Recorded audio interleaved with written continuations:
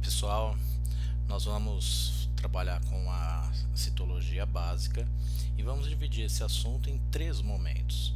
Primeiramente, falaremos no primeiro vídeo sobre a membrana plasmática, os tipos de transporte, sua estrutura, enfim, tudo aquilo que se relaciona à membrana plasmática. No segundo vídeo vamos falar sobre alguns organoides, algumas organelas, e também sobre a estrutura do citoplasma, e depois nós falaremos sobre os plastos, as mitocôndrias, o centríolo e também o citoesqueleto. Então, dando início a esse assunto, nós vamos observar que a membrana plasmática, independente do tipo de célula, se ela é procarionte ou eucarionte, ela vai ser envolvida pela membrana plasmática. A membrana plasmática tem uma espessura extremamente fina, variando entre 6 e 9 nanômetros, e a sua observação e o seu entendimento só veio ocorrer com o advento da microscopia eletrônica. Quando a gente observa essa estrutura da membrana plasmática ao microscópio eletrônico, ela se assemelha a cortes transversais da membrana quando são observados linhas, uma clara entre duas linhas escuras. Isso já nos dá uma certa ideia de como é a estrutura física da membrana plasmática. Pensando na sua composição química, o estudo da membrana plasmática observou que ela é fundamentalmente constituída de fosfolipídios, colesterol e proteínas. Podemos ter também a presença de carboidratos na membrana, porém a constituição basicamente é lipoproteica. Como a gente consegue observar nessa imagem, a presença da bicamada fosfolipídica, os lipídios voltados para o interior, a porção fosfórica externa e as proteínas inclusas nessa estrutura. A organização da membrana plasmática, como a gente viu naquela imagem, nós conseguimos observar que os fosfolipídios eles se posicionam de maneira extremamente característica. O fosfolipídico ele é hidrofílico, portanto ele tem afinidade à água. Nós vamos encontrá-lo na porção voltada para o meio externo e também na face voltada para o meio interno. Já a porção lipídica ela se encontra no recheio dessa bicamada. As proteínas elas se encontram ou na porção externa, na superfície externa, ou na superfície interna, e podem se encontrar também atravessando toda a bicamada fosfolipídica. Essa ideia da bicamada fosfolipídica, ela não surgiu do nada. Nós tivemos ao longo da história vários modelos de membrana plasmática que foram pensados e estudados. Hoje, o modelo que é o mais aceito é conhecido como mosaico fluido, que foi sugerido por dois cientistas, o Singer e o Nicholson.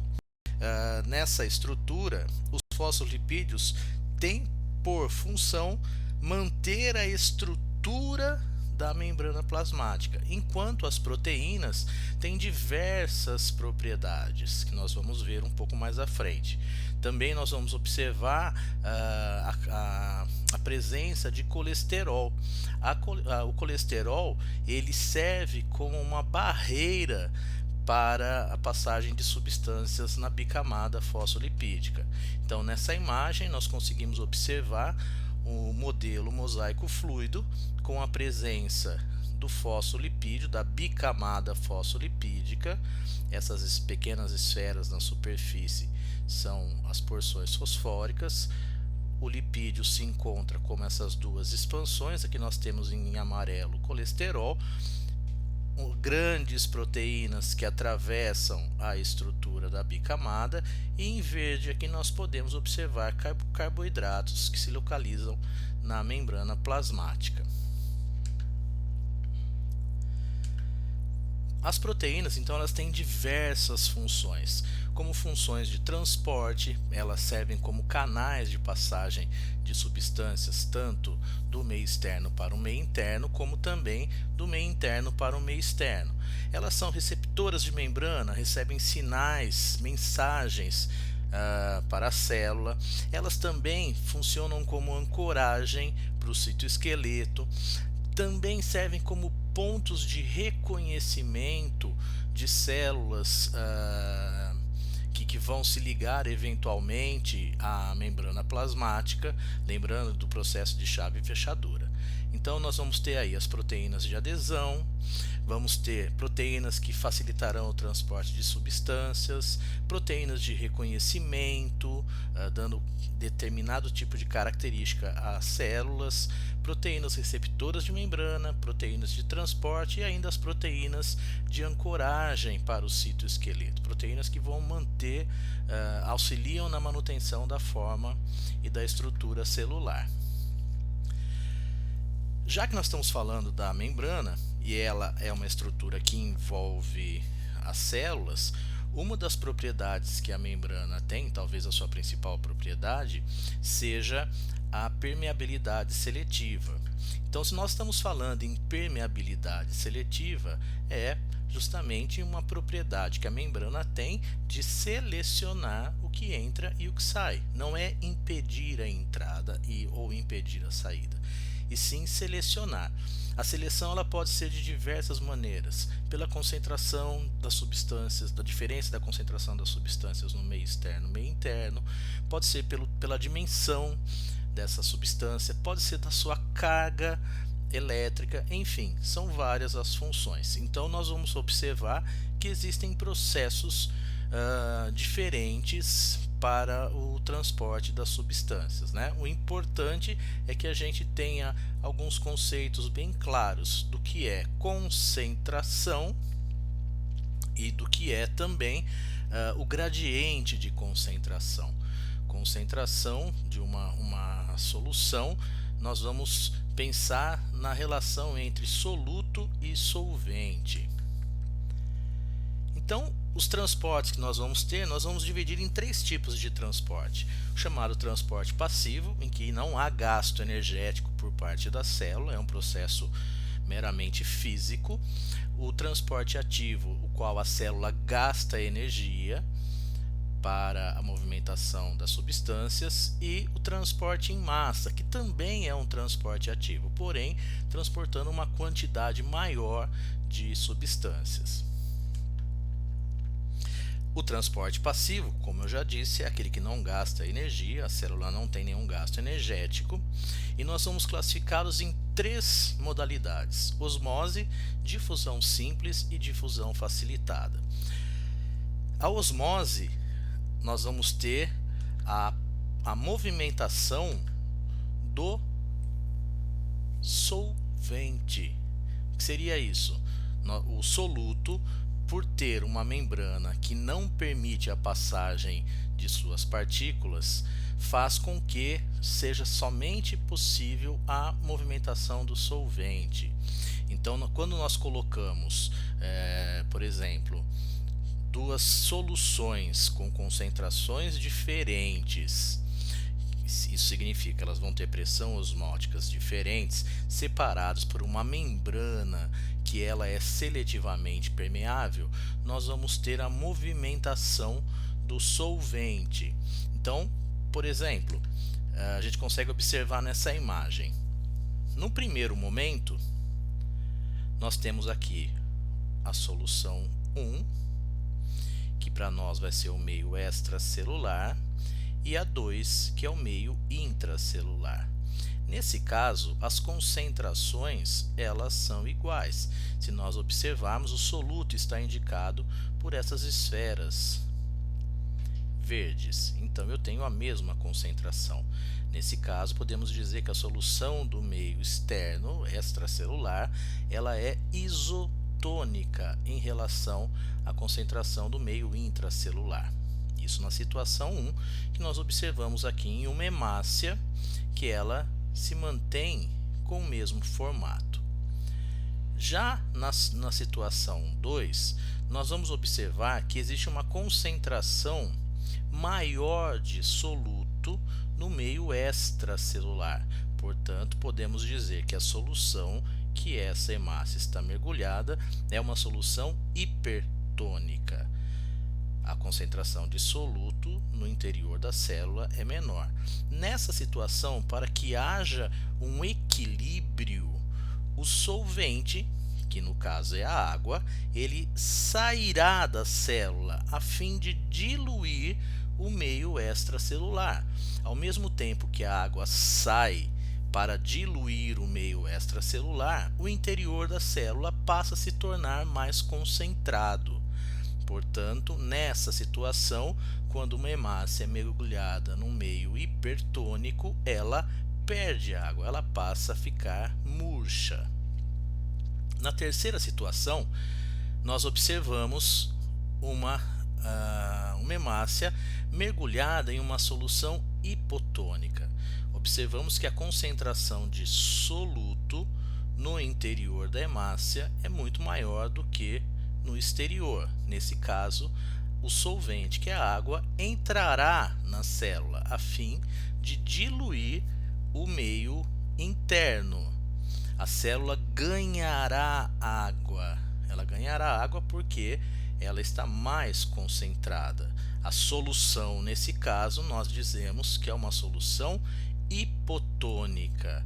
Nós vamos ter uma solução no meio externo com menor concentração. Então, na osmose, nós teremos a movimentação do solvente, visto que a membrana, nesse caso a membrana plasmática, impede a movimentação, impede a passagem do soluto. Na célula vegetal, o processo ele é um pouco diferente, visto que a célula vegetal apresenta a membrana celulósica, a membrana plasmática. A célula, diferente da célula animal, que quando colocada numa solução hipotônica ela pode até sofrer a lise, a quebra, a célula vegetal não tem esse problema. Então, nesse quadro, nós temos um comparativo entre a célula animal e a célula vegetal. Quando colocadas no meio hipertônico, a célula animal, tanto como a vegetal, elas perdem água. A célula animal ela ficará crenada, ela perderá água, ficará murcha, enquanto a célula vegetal ela não modificará a sua dimensão, porém a estrutura do vacúolo perderá água. A célula terá um encolhimento da sua estrutura externa, porém a parede celular se manterá intacta. Em meio isotônico, ela se mantém em estado normal, tanto a animal quanto a vegetal. Se eu colocá-las num meio hipotônico, a célula animal ganhará água e a vegetal também. Porém, se o meio se tornar muito hipotônico, a célula animal sofrerá lise, nesse caso a hemácia é uma hemólise, e a célula vegetal ela não romperá em virtude da presença da parede celular. Ela vai encher de água, em determinado momento a tensão, a força exercida pela parede celular na célula impede a entrada de água. Já a difusão simples é um processo meramente físico, que nós vamos observar que é a passagem de moléculas do soluto de um local de maior concentração para o de menor concentração, na busca de se manter um equilíbrio. Então, a passagem de substâncias pode também ocorrer através da membrana e vai manter essa característica de um local mais concentrado para um local de menor concentração, como nós podemos observar nessa imagem. Os pontos em vermelho são o soluto, representam o soluto na água, que é o solvente. Com o passar do tempo, haverá uma movimentação das partículas de soluto até um dado ponto em que a concentração dessa substância se manterá igual em todo o recipiente. Já a difusão facilitada, ela também ocorrerá a favor do gradiente de concentração, visto que é um transporte passivo, porém ela se diferencia da difusão simples pela participação de proteínas na membrana plasmática, as proteínas chamadas de permeases. Essas permeases ela tem um papel de auxiliar a entrada da substância na célula. A substância entraria naturalmente, porém a permease ela facilita esse processo. Então, é característico de quando nós observamos que uma substância ela vai entrando na célula, como nós conseguimos observar nessa curva, e chega no momento onde ela se satura, significaria que já entrou o máximo possível dessa substância na célula. E aqui nessa imagem a gente consegue observar a bicamada fosfolipídica da membrana e uma proteína, que é a permease. Repare que a substância ela atravessa pela proteína do meio externo para o meio interno, do meio extracelular para o meio intracelular, através dessa proteína. Repare, o processo não é ativo, não há gasto energético na entrada, simplesmente a proteína facilita o processo de difusão. Já o transporte ativo, o exemplo mais conhecido é a bomba de sódio e potássio. A bomba de sódio e potássio, a movimentação das substâncias ocorre contra o gradiente de concentração. Então, dessa maneira, haverá um gasto energético por parte da célula para que o processo ocorra. Então, a bomba de sódio e potássio, ela faz a retirada do sódio, que está na face interna da membrana, e o liberará no meio externo. O sódio naturalmente ele atravessa a membrana do meio externo para o meio interno, mas a célula necessita da sua retirada. Então repare, o processo sem gasto de energia a favor do gradiente é a entrada de sódio. A saída do sódio, a célula está indo contra o gradiente, então ela gastará energia para esse processo. E, ao mesmo tempo, a estrutura que realiza, a proteína que realiza esse tipo de transporte, ela pega íons cálcio que estão no meio externo e os coloca para o interior da célula. Esse processo também é contra o gradiente de concentração, visto que o potássio, a tendência dele é sair. Então, o retorno do potássio ao interior da célula também é um processo ativo. Nós vamos observar nesse vídeo o processo de uma maneira bem didática, como ocorre. Então, nós temos aqui a bicamada fosfolipídica. Nessa bicamada, nós conseguimos observar que as substâncias, no caso o sódio, se ligou a essa proteína com o gasto de 1 ATP, colocando-o para fora. O potássio se liga também a essa proteína e é internalizado. Então, essa proteína tem a ligação do sódio, gasto de 1 ATP, ela tem uma mudança estrutural que permite a ligação do potássio e internalizá-lo. Então, a saída do sódio e a entrada do potássio se utiliza 1 ATP para a realização desse tipo de atividade. Já o transporte em massa é um mecanismo de entrada de grandes moléculas, de macromoléculas, ou até de organismos inteiros. Esse processo ele vai ser diferenciado em endocitose, que é a entrada de substâncias, e de exocitose, que é a saída de substâncias. A endocitose nós vamos dividi-la em duas formas: a pinocitose, que seriam de gotículas ou de material diluído, e a fagocitose, que é a entrada de partículas.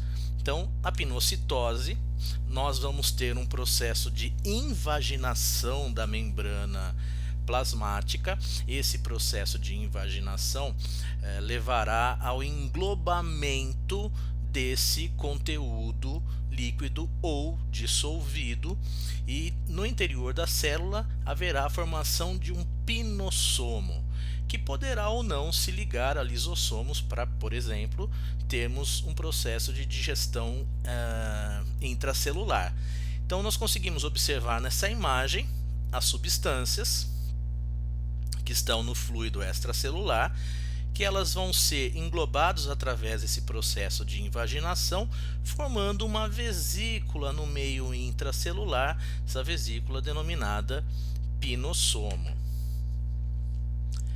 Já a fagocitose é muito parecida com a pinocitose, porém nós não teremos uma invaginação. Nós teremos a formação de pseudópodes, que são expansões, que são evaginações da membrana plasmática. Nós temos protozoários que realizam esse tipo de processo. Nós temos células como os glóbulos brancos que também realizam esse processo. Os protozoários utilizam como um processo de alimentação, enquanto os glóbulos brancos utilizam esse processo, a fagocitose, como uma atividade que nos auxilia na defesa no nosso sistema imunológico.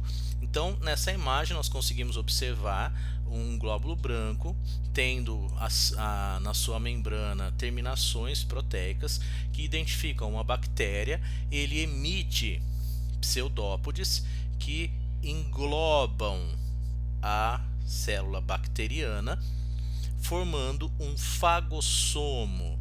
Esse fagossomo se ligará a lisossomos para que haja degradação, absorção posterior dos componentes que são adequados, e aquilo que não for vai ser colocado para o meio externo.